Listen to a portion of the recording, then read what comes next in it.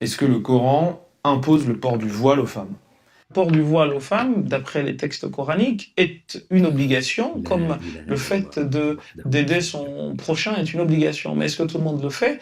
Il est laissé à tout un chacun le soin de faire ce que bon lui semble. Bashrafil, il y a un hadith da'if, c'est-à-dire faible, celui de Asma, si je ne me trompe pas, qui vient non pas justifier, mais qui vient confirmer que le voile est une prescription coranique. C'est pour vous dire, d'un homme né 90 ans après la mort du prophète, 90 ans après, il a confirmé, d'accord. Il est venu expliquer, d'accord, parce que apparemment Dieu, il est comme Moïse, il a du mal à exprimer, il zozote. Donc, Bukhari, musulmans sont venus au secours de Dieu et ils nous ont rapporté un hadith. Vous le connaissez tous, voilà, blablabla, blablabla, blablabla, qui vient confirmer que le Coran appelle à ce que la femme se couvre les cheveux. Est-ce que Dieu manque de mots? Est-ce que Dieu c'est un blagueur? Est-ce que Dieu c'est un pervers? Dieu, s'il a besoin pour le bien de l'humanité que la femme se couvre les cheveux, tu sais ce qu'il aurait dit, Bashrafil?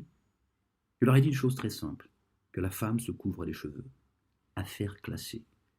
Il y a des versets qui prêtent à confusion, équivoques, etc. Pour égarer et guider qui il veut, certes. Mais Dieu n'est pas un Dieu pervers. Dieu, il dit, dans son livre de rappel, le Coran al-Hakim, nous vous avons prescrit aucune source de gêne ou d'embarras dans la religion. Regardez le voile, il y en a, elles sont mortes à cause du voile. Elles ne trouvent pas de travail. Elles sont malheureuses. On a fait d'elles des éternelles étrangères, etc., etc. Et le judaïsme politique passe son temps caché derrière le voile pour commettre ce qu'ils ont à commettre. D'accord? Et donc, passent leur temps à montrer du doigt en permanence la femme voilée. Tu vois bien qu'il y a un problème. Tu vois plus qu'on n'est plus dans la gêne et dans l'embarras. Non, on est dans la merde. Tu vois? Alors qu'il suffit de l'enlever et dire, écoute, tu t'enlèves ton truc là. Arrête de te prendre pour, tu vois, Miss je ne sais quoi. Toi, arrête de te prendre pour une pieuse. C'est bon, d'accord? Et tu as le droit d'être aussi belle. C'est un droit que Dieu te donne. D'accord? Dieu il a dit, prenez une femme, n'importe laquelle. Tu lui demandes comment tu t'habillerais si tu voulais attirer le regard des hommes. Elle ne pense pas à ses cheveux. Évidemment que les cheveux, une femme qui a de jolis cheveux, voilà, peu importe, parce que en fait, ça veut tout rien dire. Je veux dire, on peut avoir des cheveux bouclés, raides, tout ce qu'on veut, ça va pas à chacune d'elles, tu vois. Donc voilà. Bon, enfin bref, j'en ai perdu le fil. Oui, oui, ça fait partie de la beauté de la femme, d'accord. On va pas arracher les cheveux d'une femme à chaque fois qu'on tombe sur une femme qui est jolie, qui a de jolis cheveux. Faut arrêter de délirer, tu vois. Voilà. Ce qui va attirer le regard de l'homme, la femme le sait. Si tu lui poses la question, elle va te dire ma poitrine, mes fesses, mes jambes, tu vois. Donc elle sait parfaitement ce qu'il faut qu'elle couvre. Elle le sait parfaitement. Subhanallah al-azim. Donc si elle le sait, Dieu il le sait pas. Toi tu le sais pas. T'as une femme, Bashrafil, pose-lui la question. Dis-lui, mon amour, selon toi, si tu voulais exciter un homme dans la rue, comment tu t'habillerais? Elle va pas te parler de ses cheveux. Elle va dire, je vais mettre un décolleté, je vais mettre une jupe assez courte, un pantalon bien serré, je sais pas quelles sont. Voilà. Donc tu vois, voilà, il n'y a pas besoin, c'est une question de bon sens. Pourquoi vous voulez envelopper vos femmes dans, tiens, subhanallah al-alim, et tu dis que tu dis que le Coran dit. Donc là, tu t'es mis en face de Dieu et tu lui as dit, oui, c'est toi qui en a fait une obligation. Subhanallah al-alim. La ilaha illallah wahdahu la sharika lah. Aucune crainte, rien. Les mecs, ils avancent comme ça, ils balancent des trucs. Et regardez ce que ça donne. Aucune contrainte en religion. Aucune source de gêne ou d'embarras. Comment il faut que Dieu il vous parle en chinois?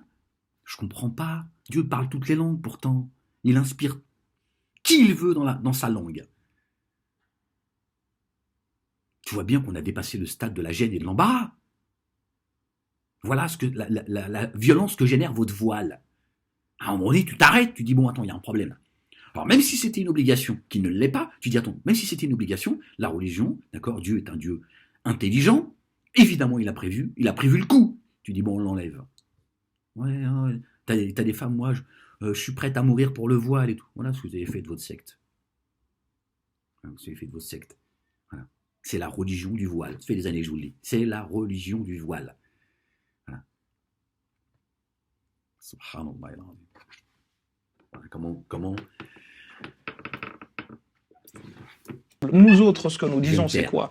C'est qu'il ne doit être permis à personne de décider à la place de personne. Ça, c'est Ah, les hypocrites. Hein. Maintenant, c'est le nouveau discours. Avant, c'était, je vous le dis, hein, avant, c'était le voile. Ils ont poussé, obligé tout le monde à une époque, comme ma propre famille, à porter le voile. Ça nous est tombé sur la tête, c'est le cas de le dire. De gré ou de force, tu vas le porter. Et aujourd'hui, chacun fait ce qu'il veut, la femme, elle est libre. Elle est libre de rien du tout, vous l'avez aliénée. Elle est libre de rien du tout. Elle est libre de fermer sa gueule. Hein, même dans sa salade, il faut qu'elle ferme sa gueule. Toi, Bachrafil, que j'ai appelé il y a 2-3 mois sur Radio France Maghreb, quand on a parlé du chapitre 110, le verset 110, pardon, du chapitre 17, tu ne savais pas quoi me répondre. Et ensuite, on a dérivé sur les ablutions, et tu m'as demandé où se trouvait la limite du coude. Voilà, tu t'es tiré comme un voleur, comme un menteur, et tu as essayé de faire... voilà. Et tu m'as qualifié de coraniste une fois que j'étais plus en antenne, parce que j'ai pu avoir un laps de temps très court. Voilà ce que vous êtes.